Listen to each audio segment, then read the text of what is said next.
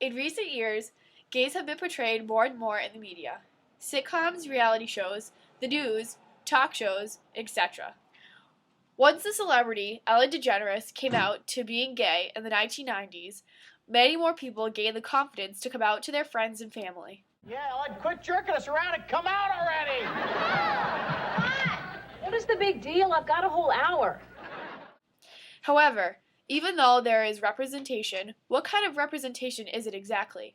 Many of the gays in the media today play the role in a very stereotypical way. Some of the gay men are experts with fashion and hair, they wear tight clothes, and they talk in very gesticulate manner. And while this is not the only way they are represented, it holds a majority. Richard Dyer states in his article Stereotyping that there is no doubt that most stereotypes of gays in films are demeaning and offensive.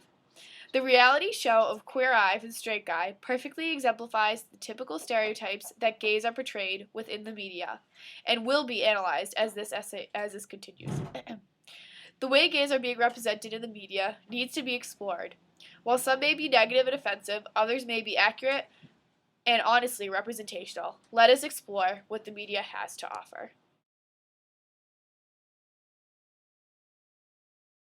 On television, it is rare to see gay men in starring roles, and in the past, homosexuals were not even represented on television. Before Ellen DeGeneres came onto her show, no major network had ever had a lead character that was gay.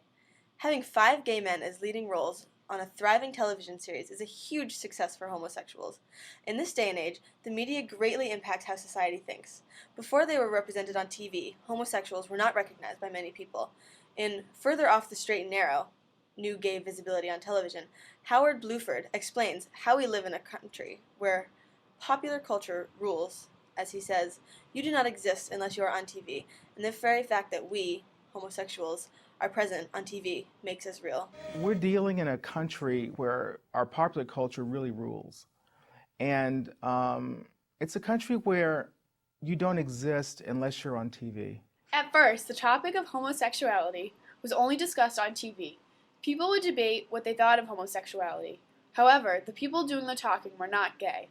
The people talking about homosexuals were heterosexuals. Reality television has gone through a few phases. Very early on, occasional TV talk shows and occasional news reporting that was about the morality of homosexuality, and then people would debate whether they're for it or against it.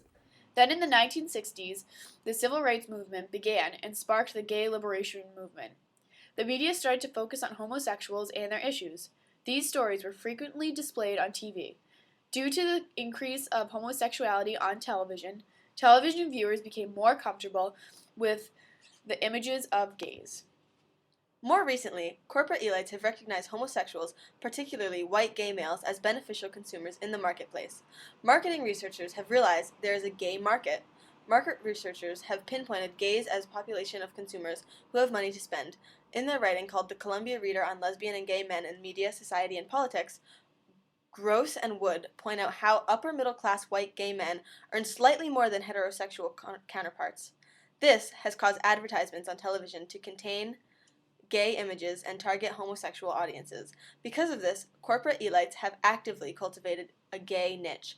Ultimately, this has increased the visibility of gays on television through advertisement, making audiences more comfortable with images of homosexuality.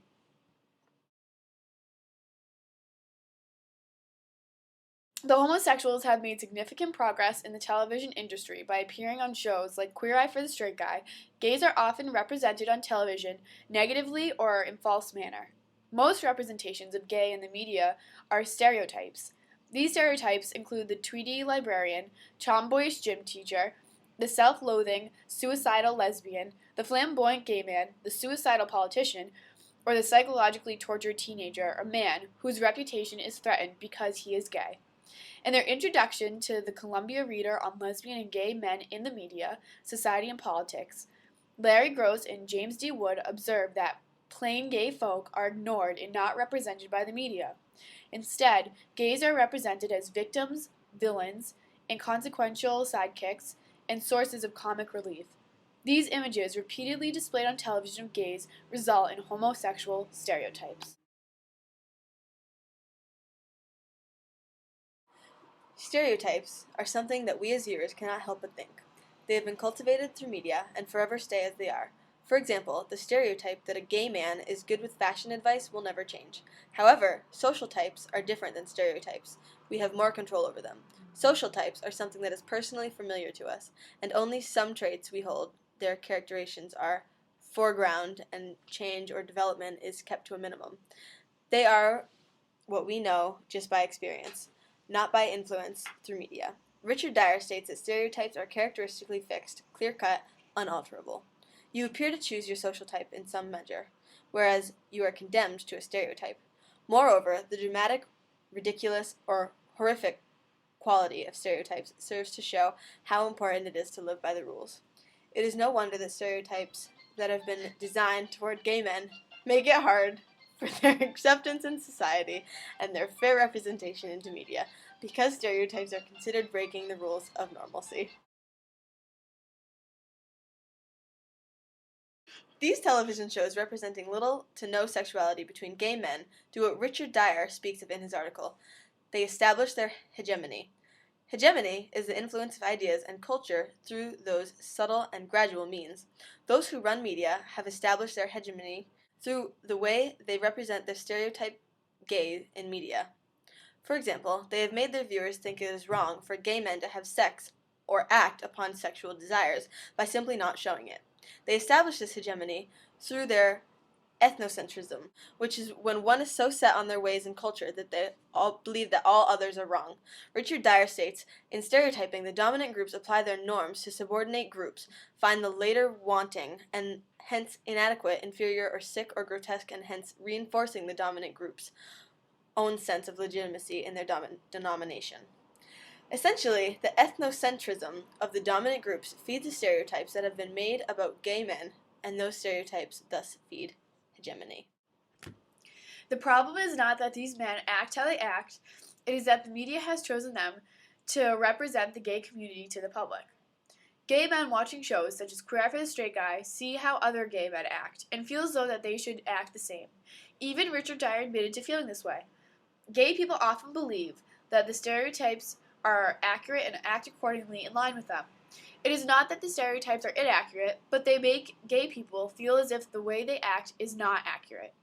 Richard Dyer makes a great statement on what really is the problem with stereotypes. He says, "What we should be attacking in stereotypes is the attempt of heterosexual society to define us for ourselves, in terms that inevitably fall short for the ideal heterosexuality, and to pass this definition off as necessary and natural. Yes, we live in a mostly heterosexual society, but that does not mean that what falls in difference to heterosexuality is not normal. Gay representation in media is growing, but the stereotypes and restrictions are as well. Hopefully one day this gay visibility on television will loosen the stereotypes it feeds off of and let a person be gay the way they are and not the way they feel they have to be."